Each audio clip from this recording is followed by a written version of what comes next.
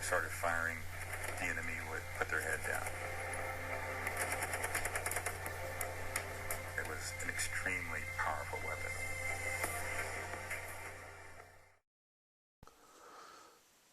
We're going to be going over how to assemble a standard M60 Topcover assembly, as well as going over each individual internal component that makes up this top cover and what functions those components perform. If you've watched any of my videos, you understand by this point that it's critical that you familiarize yourself with these components and these parts, because they're extremely expensive, they're extremely hard to find, and they're drying up and they just don't exist. So it's important that you have spares of them. And it's also important for the fact that if you understand how this top cover functions and the components that make it up, it's going to make your life much easier when your gun stops functioning and for you to dissect the problem and get it resolved. So we'll start with our M60 top cover. This is a standard cover. As you can see, it's stripped. We have a number stamped on the inside. That's always very good to see. That's a USGI part. Every USGI top cover standard, that is, would have this same number, 7269118. We see a lot of stripped top covers for sale. I don't want to say a lot, but they're out there and they're very expensive, and you always tend to find them stripped. The components that make up the internals of this are much rarer to find. It seems as though that they're just not out there, and if you find them, they're very expensive. Okay, we're going to go over each individual part first. We'll start off with this piece. This is the feed cam. The cartridge itself, when it's feeding into the top cover, slides down this cam into the chamber. Next component, we have our feed pawl. 2 rollers on the back. This is a pretty critical component because it wears. What this does is this actually pulls the belt into the gun, and these pawls tend to wear out, and you can already see this one's got some good usage. It has some unusual wear marks at the top of these. We have our front cartridge guide.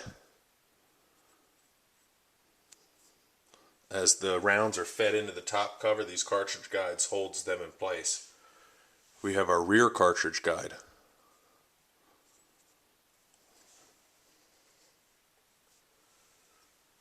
We have our feed lever here. And again, we can see a stamped number on it, which is always good to see. Our feed lever retaining spring is what holds it in the cover itself. Our cartridge guide retaining rod, this holds your cartridge guides onto the top cover. And lastly, we have our feed lever return spring. I've also heard this referred to as a helix spring or a helical spring. What that spring does is it just assists with the lever. The pawl sits on the lever, and as we can see in this top cover, we have our feed lever here. Below it is our helical spring, and as our feed cam rotates, it sends our feed pawl forward, moving the belt into the gun, and this helical spring just helps return that feed lever. Alright, so assembly, we're going to begin at the front of this. We'll start off with our feed pawl. In the front of this cover, we have 2 sleeves, I want to call them, and this is where you're going to insert your feed pawl here. So what you want to do is you want the curve of your pawl facing forward, and on the bottom of this we have 2 rollers, and that just makes it easy for this pawl to move inside the top cover. Now once it's inside this groove or this slot, you simply want to move it forward, and then you have to rotate the front so it's sitting sideways. So it's going to rotate from side to side once we have all our internals hooked up in there. The next thing we're going to do is we're going to take our feed lever retaining spring, and we're going to install it on the feed lever. So again, we have this feed lever return spring, and it's going to sit right on the inside of this, and you can see there's a little 90-degree angle there, and we're going to push this forward, and what you have to do is pull the bottom of the spring there at the bottom till it snaps in place, and that's installed complete.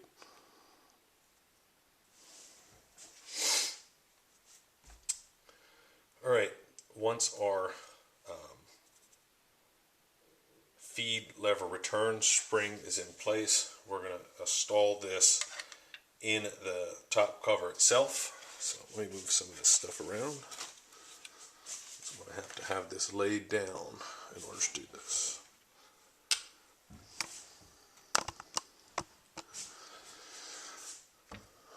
Okay, so this spring, we can see it has two angles at the end.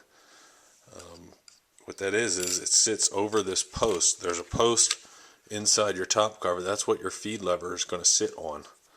So that's going to sit inside our groove where we initially installed our feed pawl, and the 190-degree angle is going to hook on there, and that's what's going to give us our resistance. So now we're going to take our feed lever, and we can see the hole directly in top of our feed lever. That's what's going to sit in that post in our top cover. And this spring, as you can see, it works. When we hold this back, place it on that post, and let it go, it will lock this lever in place. Now,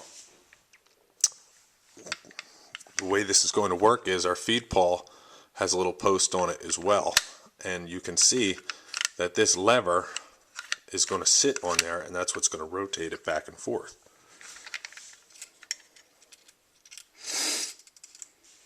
The other end of this helical spring is going to sit on the outside of this feed lever.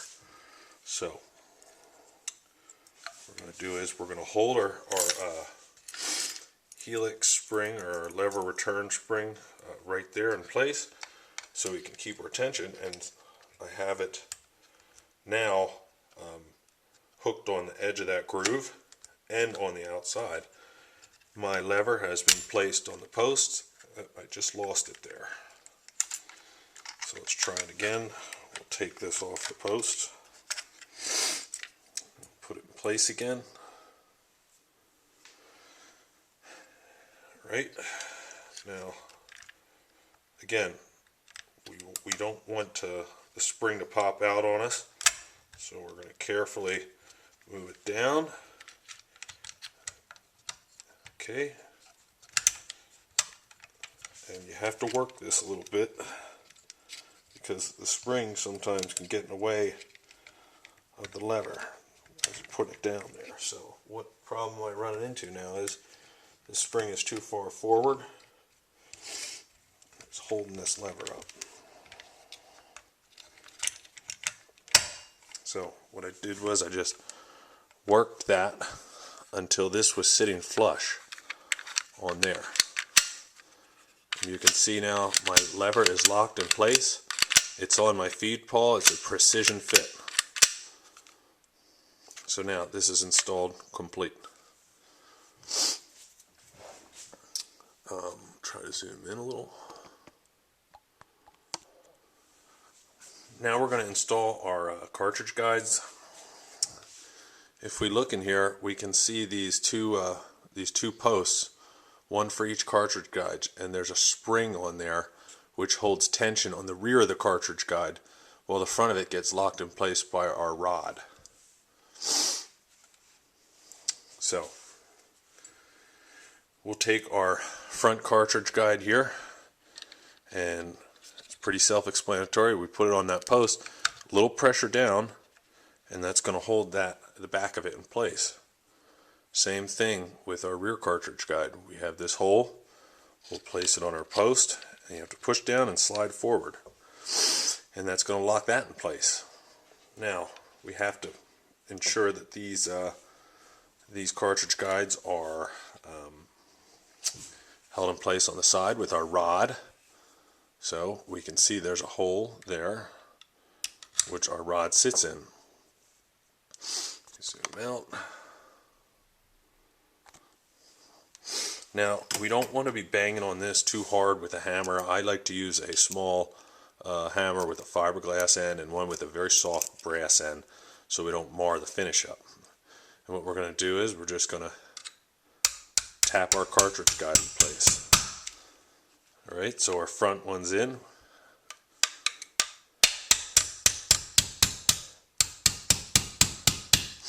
And we can feel it locking. Now there's about half an inch left. And you don't want to put this in all the way because you're going to have to remove this eventually, and these are a very tight fit. So let's just go ahead and one more tap on it, and we can see that there's about the same amount of access on each end. So our cartridge guides have been installed in place. We can feel good spring tension on the back of those.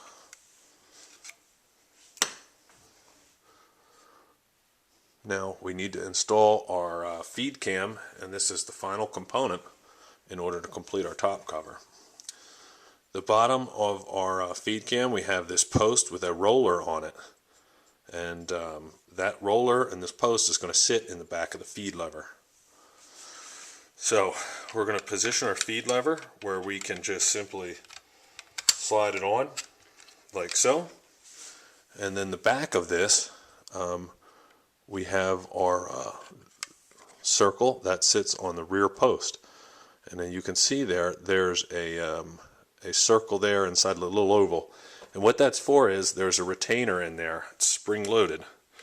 So we'll just take a small flathead screwdriver, and once we have this sitting on our post, we have to depress this. So what we do is we put our little screwdriver in the hole there, and we drive it forward. I'm trying to do this in a way that the camera can see it.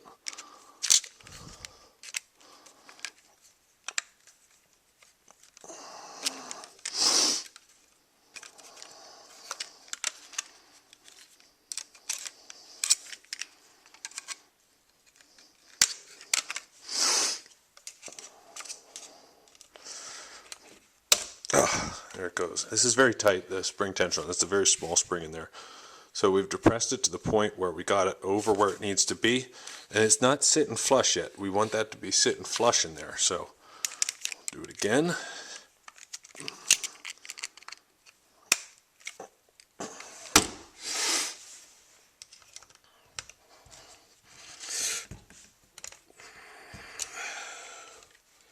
We'll try our fiberglass hammer here. Small tap from that fiberglass hammer, and all that's doing is it's already over the edge that it needs to be on, and that's just going to sit it flush. Again, a light tap with the fiberglass hammer. If you're having trouble, you may or you may not, but if you are, that'll do it, and that won't do any damage to this. So our top cover is now complete. You want to perform a functions check prior to being satisfied with this, and that simply consists of we want to rotate our feed cam, and we want to see that feed pawl going all the way forward, which is again what pulls our belt into the gun. We want to check our cartridge guides again for spring tension on the back, and just check our feed lever, make sure it's in there and it's sitting complete, which it is, which I'm satisfied with. So then we have a complete M60 standard feed cover.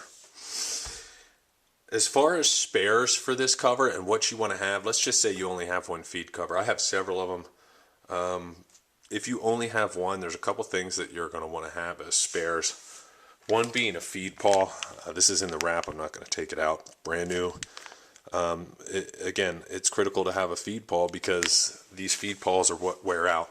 And if you shoot like Rambo with your belt hanging, 4 feet down to the ground, your feed pawl is going to wear out really fast, and it's going to wear out your whole internals really fast, because these only can pull so much, and by having a belt hanging down there, it's working extra hard and it's wearing more on the components.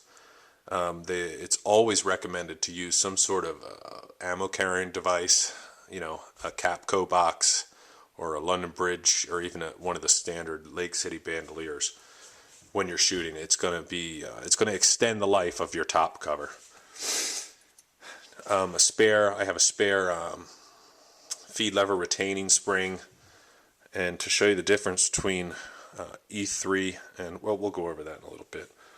I have a spare feed lever return spring, because springs always wear out. A handful of top cover return springs. It's always good to have these. Springs wear out. That goes without saying. These you can still find for about $5 a piece. I'd buy them if you can. They're only going up in value. And a couple cartridge guide retaining rods. These are very high grade steel, and these can't be replicated from what I understand. So it's good to have a few of them. Again, these parts are just extremely hard to find. So, if you can find them, get them. Now, one more thing we'll go over here. We have our standard covers here, and we have our E3 top cover in the center. The difference is that you're going to find in this E3 top cover, as opposed to a standard cover, if you look in the back of this, you can see that the metal is cut out to reduce weight, whereas our standard ones are completely solid underneath there. The easy way to identify an E3 cover, if you're looking at one, is the top of it. We have this lump on the top, and we have this on the side. It's our cam indent. Also the feed cam. The feed cam is slotted instead of circled, and it has this swoop in it here, and that's so the bolt can be racked with, if you put the top cover down with the bolt forward, you can rack it. If you put it down with the bolt closed, it'll still function properly. Much improved design. The thing is, though, that this feed cam is much thicker. It's a much thicker feed cam than our standard. So what they had to do was they had to make a thinner feed lever. This feed lever is much thinner than the standard and is next to impossible to find. With that being said, just to show you in comparison, this is a spare feed lever return spring that I have, and next to a standard, you can see how much thinner that spring is. And that's because you have more material inside the top cover, you have to reduce size somewhere. These E3 top covers, if you are looking at one, they all came stripped in one of these wax wraps. This is dated July 1990. These were issued out to units in stripped configuration, and it was up to the armorers to assemble these and put them together. Everything inside the E3 cover is the same as the standard, aside from, again, the feed lever retaining spring and the feed cam. Most of the E3 top covers that you find out there are stripped. If you do see one that's complete, it's because somebody at some point in time put the components in to complete it. I bought this one stripped brand new, and I completed it myself with all brand new components. It's never been on the gun, never been fired. This is a second standard one. It's brand new. All the components are completely brand new, and it has never been fired. This is pretty much my shooter cover. These get beat up. When you see these, you'll see scratching and discoloration on the top aluminum cover, and that's from belts slapping around on it. And again, people like to shoot like Rambo, and at the end of the belt it tends to come up and beat this cover up. So I typically only run this cover. That's it. That's the complete nomenclature and how to assemble an M60 standard top cover.